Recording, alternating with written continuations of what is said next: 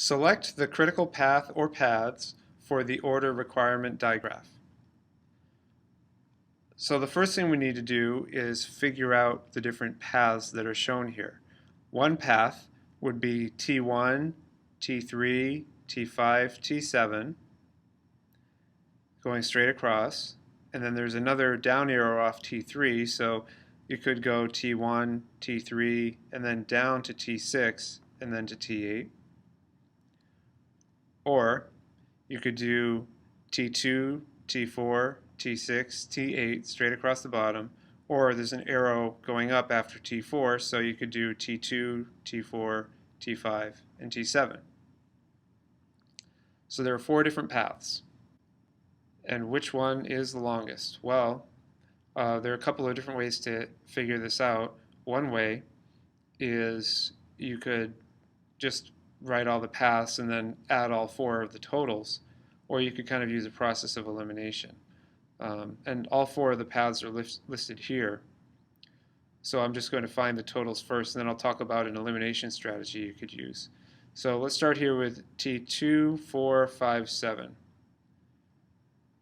So that one is 12 to 15, and then up to 9, and then to 11.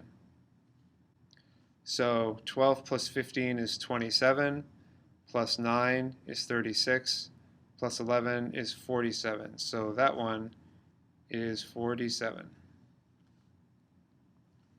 Next one, T2, 4, 6, 8.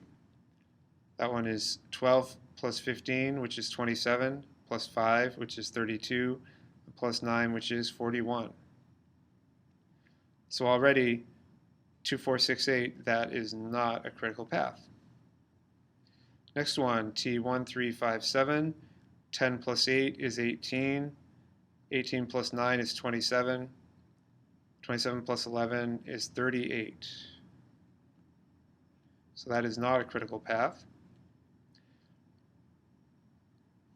And the final one, T1, 3, then T6, T8.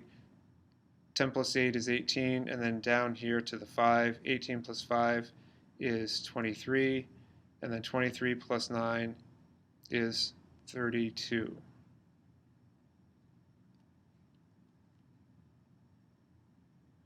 So remember, the critical path is the longest path in the order requirement digraph. So in this situation, it is A, T2, T4, T5, T7. Okay, now there's an elimination method you can use as well.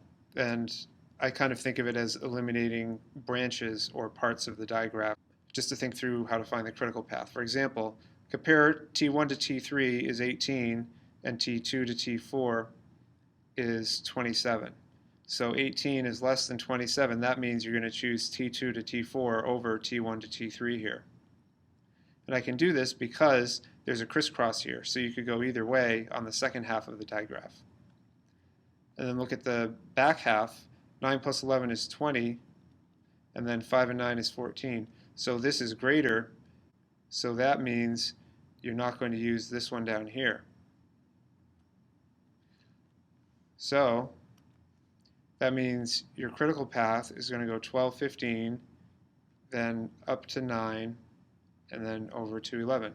And that gives T2, T4, T5, T7, just like we were talking about. Okay, so that's 2 different ways you can try to figure out the critical path. You can list them all and then find all the totals and then just look for the biggest number, or you can use some type of elimination strategy in the digraph itself and then find the critical path that way. Or you could do a combination of the two.